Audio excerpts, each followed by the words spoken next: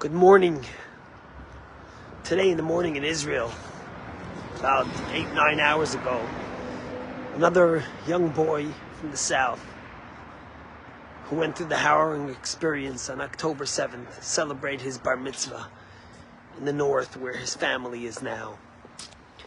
And it's made me think back to our parsha this week.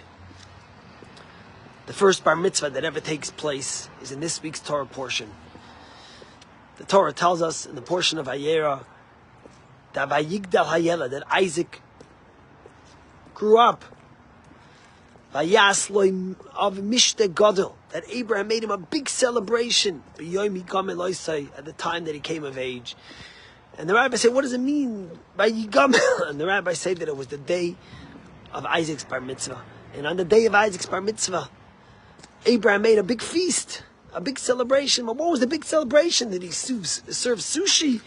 Did he serve carving stations? What was the big celebration? Say the rabbis, Abraham was a famous man.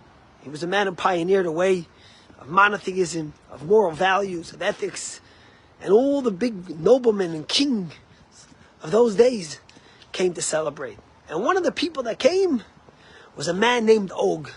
Og was one of the giants who we read a lot about in the Bible. And the rabbis say that an argument broke out at the bar mitzvah, where the people who came to this party looked at Og and they said, "Hey, you see, you said that Abraham's like an old barren mule. He's never going to have children. And look, here he has a child who's already having a bar mitzvah." And Og said, "Hey, what's the big deal? This little child, I could crush him with my finger." The question, of course, the rabbis ask is, first of all, what's going on here? Why is there an argument at the kid's bar mitzvah? If there was an argument if Abraham would be barren or have children, it should have taken place after Isaac was born at his bris or at his upshare when he turned 3, but at his bar mitzvah. And what's the answer that Og gives him? He says, I could crush him with my finger. What difference does it make? Abraham is not barren, so you're telling me that you're stronger than him? 1942, the infernos of the Holocaust. The Lubavitcher Rebbe celebrated a bar mitzvah in Brooklyn, New York. What do you tell a bar mitzvah boy at such a time?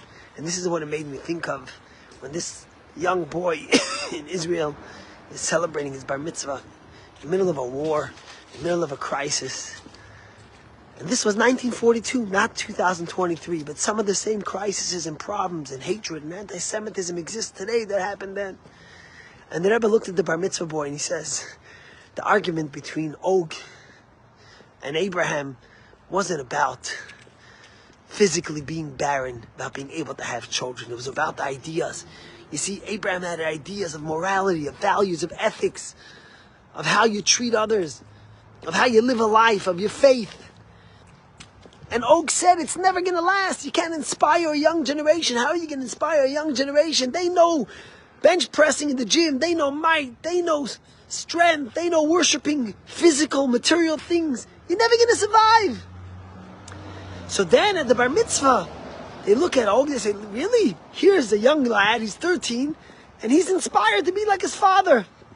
And Og laughs and says, it's never going to happen. He's going to be crushed. And at that moment, the Midrash says, God looked out, and the voice of God said, you're laughing at Abraham? Don't laugh, because he will outlast you, and you will fall to his hands.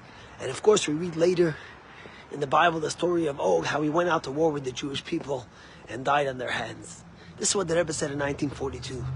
As Jews were being murdered, as Jews were being killed, as anti-Semitism was at its greatest. I think about today, in 2023, we're all watching what's going on in the world. We're all watching what's going on in Israel. All our enemies, the hatred, those that are coming out from under the carpet, that hated us the whole time, but now find an excuse to be in the open. We worry and we wonder, are we going to survive? And then we look back to what God told Abraham and Og back then. Og might think that he was mighty, that he was bigger numbers, that Abraham had no chance. But the ideas, the inspiration, the values, the moral strength, the spirit that a Jew has is forever there. Even in the darkest times of the Holocaust, we lost a third of our people. We overcame it. And even after October 7th, on the darkest day since the Holocaust, when 1,500 Jews were butchered and murdered and raped and killed in one day, we will overcome it. We are still celebrating bar mitzvahs. We are still celebrating life. We are still loving our nation and protecting it. You see the unity. B'yachad ninatzeach, as the slogan is in Israel. Together we will be victorious. Yesterday, a young man, 20 years old, Ori Dow, died. He was a tank brigade, in the tank brigade in the Golanis. And they shared his message that he left for his parents. And he says, if there's ever a way to die, this is going to be the way to die. Hopefully, we will knock out the terrorists, he writes, and destroy the Hamas infrastructure. And he tells his family to go on and to celebrate and to live. That's the spirit of the Jewish people.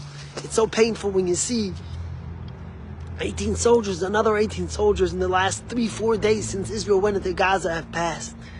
But we remember the story with Abraham and Og. And we remember that the spirit of the Jewish people, the spirit of Am Yisrael, the morality, the vision, the love we have for life, the zest we have to live, not to die, not to kill, but to protect each other, will overcome. We will have so many more bar and bat mitzvahs. We will have so many more brissin. Just yesterday we saw that Shaarei Tzedek Hospital said that in this past month they helped mothers give birth to more children than ever. 1,823, the biggest month of new babies at Shaarei Tzedek. 18 is Chai, 23 is the year we live in, 2023. We will continue to grow and be stronger in spite of the Ogs, in spite of the haters. Am Yisrael Chai. Have a great day.